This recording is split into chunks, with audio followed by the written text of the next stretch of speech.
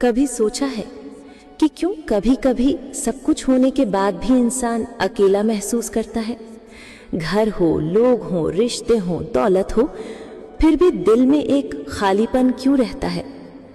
शायद इसलिए क्योंकि तन्हाई सिर्फ लोगों की कमी से नहीं आती, बल्कि उस एहसास से आती है कि कोई हमें सच में समझ नहीं रहा। दिन में हम भीड़ में रहते हैं, बातें करते हैं, हंसते हैं, काम करते हैं, लोग हमें घेर कर रखते हैं, लेकिन रात को जब सब सो जाते हैं तब वही दिल पूछता है कि क्या सच में कोई है जो मुझे समझ रहा है? और जब जवाब नहीं मिलता तो तन्हाई और गहरी हो जाती है। कभी कभी सब कुछ पास होकर भी लगता है कुछ अधूरा है, जैसे सब कुछ है पर फिर भी दिल में कोई खाली जगह है। वो जगह शायद उस इंसान के लिए है जिसे हमने खो दिया, या शायद उस ख्वाब के लिए जो कभी पूरा ही नहीं हुआ।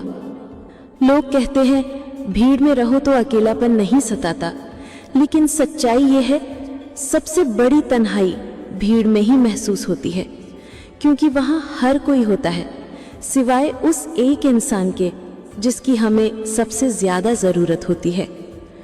कभी कभी तो ये तन्हाई इतनी चुपचाप होती है कि लोग हमारे चेहरे पर मुस्कान देखते हैं, लेकिन दिल का खालीपन कोई नहीं देख पाता।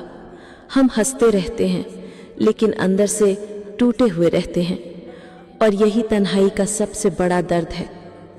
तन्हाई हमेशा अकेलेपन की वजह से नहीं आती, कभी कभी ये तब भी आती है जब सब कुछ हमारे पास होता है, क्योंकि रिश्ते पास हो और दिल दूर हो जाए तो वो दूरी, वो चुप्पी तन्हाई बनकर दिल को खा जाती है।